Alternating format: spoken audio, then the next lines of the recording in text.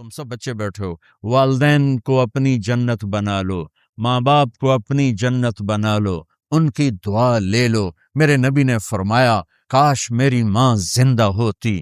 ماں کا خاص طور پر منشن کیا، میری ماں کیوں کہ باپ کو تو دیکھا ہی نہیں اور ماں کو دیکھا ہے 6 سال۔ میری ماں زندہ ہوتی اور میں عشاء کی نماز کے مصلی پہ کھڑا ہوتا اور میرے گھر سے میری ماں کہتی محمد، تو میں ماں کے لیے نماز توڑ دیتا۔ میرا نبی کہہ رہا ہے۔ اور جب آپ حج پہ تشریف لے گئے اور ابوا کے میدان سے گزرے جہاں میرے نبی کی والدہ کا انتقال ہوا تھا، اس بات کو 57 سال گزر چکے ہیں۔ 6 برس کی عمر میں مدینہ سے نکلے 3 افراد، میرے نبی کی ماں، میرے نبی کے والد کی باندی ام ایمن، وہ بھی ماں ہیں، انہوں نے بھی دودھ پلایا تھا میرے نبی کو۔ 2 مائیں ہیں، ایک دودھ پلانے والی، ایک پیدا کرنے والی، اور ایک میرے نبی ہیں۔ جب ابوا کے پہاڑوں میں پہنچے تو اچانک ہارٹ اٹیک سے حضرت آمنہ 25 سال کی عمر میں انتقال فرما گئیں، اور میرے نبی نے اتنا اس کا غم لیا۔ 6 سال کا بچہ، میں سن 2000 میں وہاں گیا تھا، میرے آنسو نہیں رکنے کو آ رہے تھے کہ کہاں میرے نبی کی ماں کو اللہ نے اٹھایا، نہ کوئی آسرا، نہ کوئی سہارا، نہ کوئی رشتہ، نہ کوئی جھولی، نہ کوئی چھاؤں، ایسے تنہا یتیم کر لی۔ جب ان کو پتھروں میں دبا کے نیچے اترے، ام ایمن کو سے ہاتھ چھڑا کر بھاگے اور اوپر پہاڑی پہ چڑھ گئے۔ جب ام ایمن پیچھے گئیں تو ام ایمن نے کیا دیکھا کہ ابوا کے پہاڑ بھی رو رہے ہوں گے، آپ ماں کی قبر کو چمٹ کے ایسے اوپر لیٹے ہوئے تھے، قبر کو پکڑا ہوا تھا، اوپر لیٹے ہوئے تھے۔ جب ام ایمن قریب آئیں تو سنا آپ کہہ رہے تھے اماں جی، آپ کو تو پتا تھا آپ کے سوا میرا کوئی نہ تھا، آپ مجھے چھوڑ کے کہاں چلی گئی، کیوں چلی گئی؟ 6 سال کا بچہ پہلی موت دیکھ رہا ہے تو ان کو سمجھ میں نہیں آ رہا کہ میری ماں کے ساتھ ہوا کیا ہے۔ ام ایمن نے اٹھانا چاہا، آپ نے اٹھنے سے انکار کر دیا۔ اس صدمے کو سینے میں لیے ہوئے 57 سال کے بعد، 7ویں دن بندہ رو نہیں سکتا، رونا نہیں چاہے تو رونا نہیں آمدا۔ 57 سال کے بعد آپ اس وادی سے گزرے، اپنے اونٹنی کو ماں کی قبر کی طرف موڑ دیا، اور ان پلرز کو 3 گنا کرو تو وہ پہاڑ بنتا ہے، چھوٹی پہاڑی تھی۔ اونٹنی کو نیچے بٹھایا، اوپر پہاڑ پر گئے، اور یہ مجھے دیکھو، یوں آپ نے گھٹنے کھڑے کیے ماں کی قبر کے سرانے، اور یہ ہاتھ یہاں رکھے، اور پھر سر دیا اپنے گھٹنوں میں یوں، پھر رونا شروع کیا۔ اتنا روئے، اپریل کا مہینہ تھا، دھوپ سر پہ پڑ رہی تھی، ہم تو ٹھنڈی دھوپ میں بیٹھے ہیں، شدید دھوپ میں بیٹھے تھے، اور اس کنڈیشن میں یہ بچوں کا سٹائل ہوتا ہے، جب لمبا رونا ہو تو وہ یوں بیٹھتے ہیں سر اندر دے کر۔ اتنا روئے کہ آپ کی داڑھی ساری آنسوں سے بھر گئی، سینہ تر ہو گیا، احرام تر ہو گیا، اور کئی گھنٹے بیٹھ کے روتے رہے۔ 2 جہان کے سردار ہو کر تمنا کر رہے ہیں کاش اماں تو زندہ ہوتی، تو مجھے کہتی محمد، میں تیرے لیے نماز توڑ دیتا۔ اور میرے نبی نے، یہ بچیاں غور سے سنو، میرے نبی سے پوچھا گیا یا رسول اللہ قیامت کب آئے گی؟ آپ نے فرمایا یہ تو اللہ کو پتا ہے۔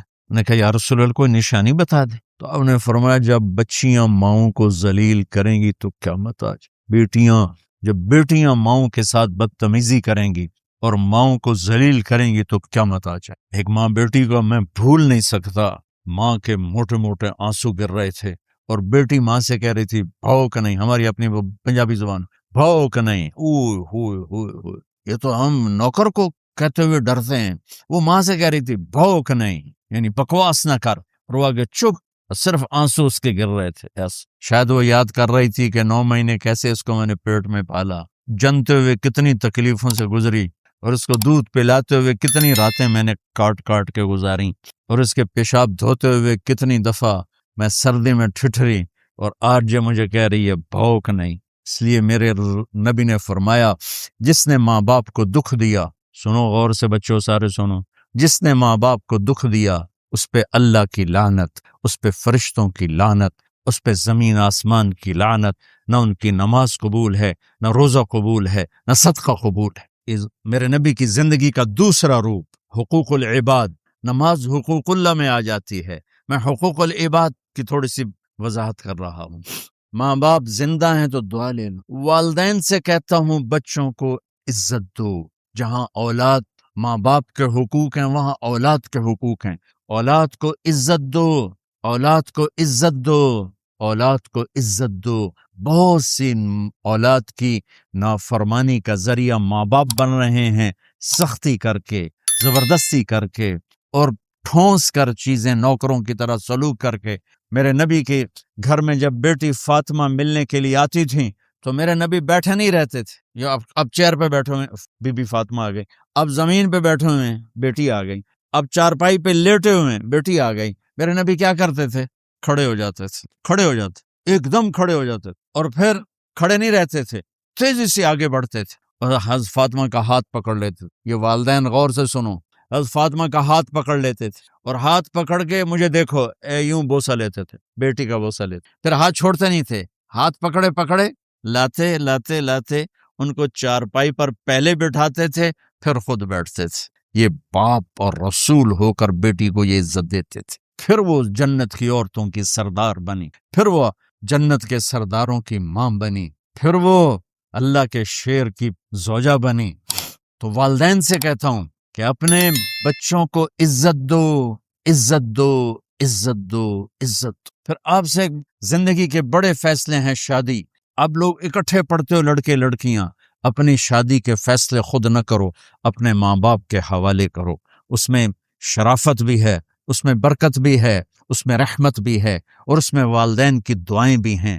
کورٹ میرج کو ہوا نہ دو، boyfriend girlfriend culture ہمارا نہیں ہے، میرے نبی کے طریقے میں مرد اور عورت کا صرف نکاح سے تعلق ہے، اس کے علاوہ سب جہنم کی آگ ہے۔ اور والدین سے کہتا ہوں کہ اپنے بچوں سے پوچھ کے رشتے کرو، زبردستی مت کرو، میرا معاشرہ بہت سنگین قسم کے جرم کا شکار ہے، بچوں پہ مسلط کر دیتے ہیں، ایتھے ہی کرنی ہے، ایسے جٹائیں چی کرنی ہے، بٹائیں چی کرنی، پتہ نہیں آئے کتوں جٹ بٹ، چلو تم ناراض نہ ہو، راجپوتائیں چی کرنی، میں راجپوت ہوں، میں اپنی قوم کو بھی رگڑ دیتا ہوں، راجپوتائیں چی کرنی، اگاں کرنی ہی کوئی نہیں۔ یہ ظلم و ستم اولاد پہ مت کرو، اپنی بچی سے پوچھو، اگر بیٹی ہاں کرے تو پھر قدم اٹھاؤ، اگر بیٹی کہہ دے میں نہیں کرنا چاہتی تو وہ نافرمان نہیں ہے، اللہ کے واسطے میری سنو، صرف تم نہیں سن رہے ہو، اس کیمرے سے لاکھوں کروڑوں لوگ سن رہے ہیں۔ اگر بیٹا یوں کہہ دے کہ ابا میں نے یہاں شادی نہیں کرنی، میرا جی نہیں چاہتا ہے، تو وہ بیٹا نافرمان نہیں ہے، فرما بردار ہے، اس نے شریعت کا حق استعمال کیا ہے۔ اب ایسا ظلم مت کرو کہ نہیں اتھے ہی کرنی ہے، اتنے گھروں نکل جا، زندگی تم نے تو نہیں گزارنی، زندگی تو بچے نے گزار، میں قربان جاؤں۔ ایک حدیث سنو پہلے، پھر اگلی بات سنا تو، ما تزوجت وما زوجت الا بوحی من السماء نزل به جبریل۔ لوگو سنو، میں نے جہاں شادی کی، میں نے جہاں بیٹی کی شادی کی، پہلے آسمان سے جبریل فرشتہ اللہ کا حکم لے کر آیا، پھر میں نے قدم اٹھایا۔ سمجھ گئے میری یہ بات سمجھ گئے سارے؟ اب اگلی سنو، حضرت علی فاطمہ کا رشتہ لینے آ گئے، اور جبریل ان سے پہلے آ گیا کہ یا رسول اللہ فاطمہ علی کے لیے ہے، باپ محمد مصطفیٰ جیسا ہے، رشتہ مانگنے والا علی جیسا ہے، اور بیٹی فاطمہ جیسی ہے۔ اور آپ پوچھتے ہیں علی کیسے آئے؟ وہ شرم کی وجہ سے کچھ کہہ نہ سکے، چپ۔ آپ کو تو پتا تھا، آپ نے فرمایا فاطمہ کے رشتے کے لیے آئے ہو؟ کہا جی۔ تو جبریل تنال بیٹھا ہوا ہے کہ یا رسول اللہ اتھے ہی کرنا ہے۔ آپ نے ہاں نہیں کی، آپ نے کہا انشاءاللہ، اور یہ کہہ کر اٹھ گئے۔ انشاءاللہ نبی کا ہاں ہی ہوتا ہے، لیکن جبریل کے آنے کے باوجود اور اللہ کے کہنے کے باوجود میرے نبی کو بھی پتا ہے کہ یہ رشتہ یہاں کاتب تقدیر نے لکھ دیا ہے، لیکن امت کو سبق سکھانے کے لیے آپ گھر تشریف لے گئے۔ بیٹی فاطمہ کہ جی یا رسول اللہ، کہ علی کا رشتہ آیا ہے، میں ہاں کر دوں؟ سبحان، میں اپنے دیہاتی بچیوں پہ مجھے رونا کہ جنہیں پتہ ہی نہیں ہوتا سانو کہیں نال بندے پہ جانور ہے یا انسان ہے۔ علی جیسا داماد، چلو علی کو چھوڑو، فاطمہ کو چھوڑو، جبریل آیا بیٹھا ہے، جبریل آیا بیٹھا ہے، اس کے بعد فاطمہ سے پوچھنے کی کیا بات ہے؟ جبریل آ کر کہہ رہا یا رسول اللہ، اللہ کہہ رہا ہے فاطمہ علی کے لیے ہے اور علی فاطمہ کے لیے ہے، اور پھر آپ کہتے ہیں بیٹی فاطمہ ہاں کر دو؟ ہماری تو آج کی بیٹیاں انکار نہیں کرتی، چپ کر کے گاں ماش طرح بن چھڑ دین قلعے نال، کوئی ان کے اندر کے جذبات کو سننے والا کوئی نہیں ہوتا، اپنی انانیت پر یہ فیصلے کرتے ہیں، اور میرا نبی کہہ رہا بیٹی ہاں کر دو۔ سبحان، آپ کا کیا خیال ہے فاطمہ نے انکار کرنا تھا؟ یہ بیٹیاں نہیں انکار کرتی تو فاطمہ نے کہاں کرنا تھا؟ لیکن یہ سبق دینا تھا ان والدین کو جو نادانی میں نادانی کے فیصلے کر کے اولاد کو ہمیشہ ایک ٹھنڈی آگ میں دھکا دے دیتے۔ حضرت فاطمہ رضی اللہ تعالیٰ عنہا نے جب ہاں کی پھر آپ باہر نکلے۔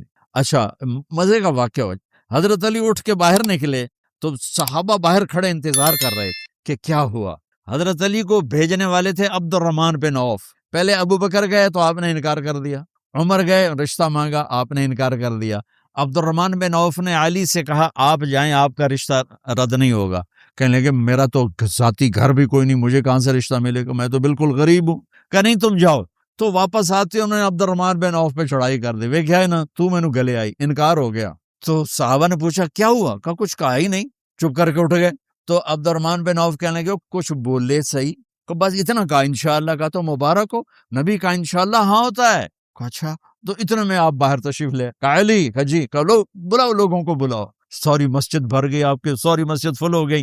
اب ممبر پہ کھڑے ہوئے علی کو سامنے بٹھایا، کہا لوگو یہ جبریل میرے پاس اللہ کا پیغام لائے ہیں کہ میں فاطمہ بنت محمد کا نکاح علی کے بن ابی طالب کے ساتھ کر دوں۔ پھر آپ نے خطبہ پڑھا اور کہا کہ علی، میں نے فاطمہ بنت محمد کو 400 درہم مہر کے عوض تیرے نکاح میں دیا، تو نے قبول کیا؟ حضرت علی نے زور سے نعرہ لگایا میں نے قبول کیا، اور سجدے میں چلے گئے، اللہ کا شکر کا سجدہ ادا کیا۔ پھر میرے نبی نے وہیں سارے مجمع کو شہد کا شربت پلایا اور تازہ کھجوریں کھلائیں۔ اور پھر جب رخصتی ہوئی تو آپ نے حضرت علی سے فرمایا کہ آپ آ کے لے جاؤ۔ پھر آپ نے حضرت ام سلمہ، حضرت حفصہ اور اور اور اور اور اور جناب حضرت عائشہ رضی اللہ تعالیٰ عنہ، ان تینوں کو بلا کر فرمایا تمہیں پتہ ہے نا مجھے فاطمہ سے کتنا پیار ہے، تو تم فاطمہ کو دلہن بناؤ، اس کی تیاری کرواؤ، اسے دلہن بناؤ۔ تو ان تینوں نے حضرت فاطمہ کو دلہن بنایا۔ پھر آپ نے حضرت علی کو پیغام بھجوایا، وہ تشریف لائے، اپنی اونٹنی لے کر آئے، حضرت عقیل ساتھ آئے، سلمان فارسی ساتھ آئے، اور دروازے پر اونٹنی بٹھائی، آپ علی کو اندر لے گئے اور یوں فاطمہ کا ہاتھ پکڑ کے علی کے ہاتھ میں دے کر فرمایا علی تمہیں نبی کی بیٹی مبارک۔ سبحان۔ پھر آپ نے کہا میری بیٹی فاطمہ، مجھے اپنے خاندان میں جو سب سے زیادہ محبوب تھا میں نے تیرا ہاتھ اس کے ہاتھ میں دے دی۔ والدین سے کہتا ہوں اپنے نبی کی زندگی پڑھو۔ میرا درد ہے کہ ہماری ثقافت میں اسلام داخل نہیں ہوا، ہمارے عبادت میں اسلام آ گیا، بہت سارا مجمع مرد عورتوں کا نمازی ہے، حاجی ہے، عمرے کرتے ہیں، لیکن ثقافت میں نبوت کی جھلک دکھائی دے، ثقافت میں اللہ کا نبی دکھائی دے، وہ نہیں ہے۔ زندگی بیت گئی اس انتظار میں، مدت سے لگ رہی تھی لب بام ٹک ٹکی، تھک تھک کے گر گئی نگہ انتظار آج، پتہ نہیں کب صبح ہوگی۔ چلو کہتے تو جائیں مجھے ہے اگرچہ بت ہیں جماعت کی آستینوں میں، مجھے ہے حکم اذان لا الہ الا اللہ۔ والدین کے ذمہ ہے اولاد کو عزت دینا، ان کے سب سے بڑی خواہش میں ان کا احترام کرنا کہ زندگی انہوں نے گزارنی ہے، اور آپ کے ذمہ ہے والدین کے آگے سر جھکا دینا۔ اللہ کے واسطے کورٹ میرجز اور خفیہ شادیاں یہ نہ ہماری ثقافت ہے نہ یہ انسانیت ہے، ہمیشہ دکھ دردوں میں زندگی گزرتی ہے کہ اصل زندگی تو موت کے بعد آنے والی ہے۔ تو والدین پڑھیں شریعت کو، اولاد بھی پڑھے اپنے نبی کی زندگی کو۔ ایک شخص حضرت عمر کے پاس آیا ایک بیٹے کو لے کر، کہا امیر المومنین یہ میرا بیٹا بڑا نافرمان ہے اور مجھے بہت تنگ کرتا ہے۔ حضرت عمر کے پاس لاٹھی ہوتی تو انہیں یوں اٹھائی، وہ کہنے لگا حضور معافی دیا جائے، ایک میری گل سن لو۔ آپ نے فرمایا کیا؟ کہنے لگا ماں پیو دے بڑے حق ہیں، بالکل ٹھیک ہے، پر کوئی ساڈا حق ہوئی ہے ماں پیو؟ آپ نے کہا ہاں۔ ہاں۔ کہنے لگے ذرا وہ بتا دیں۔ کا پہلا حق ہے اچھی ماں تلاش کرے، نیک عورت تلاش کرے۔ دوسرا حق یہ ہے نام اچھا رکھے۔ تیسرا حق یہ ہے اس کو قرآن کی تعلیم دے۔ کہا جی پھر سن لو حضرت جی، ایسا میرے پیو کو پوچھو اس حبشی عورت نال شادی کر کے مینوں حبشی ماں دیتی، انہوں کوئی عرب ماں ہی نہیں لتی، میرا پہلا حق اس مارے ہے۔ دوسرا سن لو، اس نے میرا نام جولان رکھا ہے، جولان گندگی کے کیڑے کو کہتے کہ اس نے میرا نام جولان رکھا ہے۔ اور تری سن لو، اس آیت میں نے قرآن دی شکل نہیں دکھائی، حضرت عمر ہوئی سوٹا ہو دے سر تے پھیر دے کہ پہلے تیری مالش کراں پھر ایدی کر سا۔ تو آج کے والدین بھی اپنی اولاد کے بارے میں بہت بہت بہت غافل ہیں، اور اولاد کا بھی حال یہی ہے، چونکہ ماں کیا ہے، باپ کیا ہے، اولاد کیا ہے، یہ شریعت، یہ قرآن بتاتا ہے، یہ میرے نبی کی زندگی بتاتی ہے۔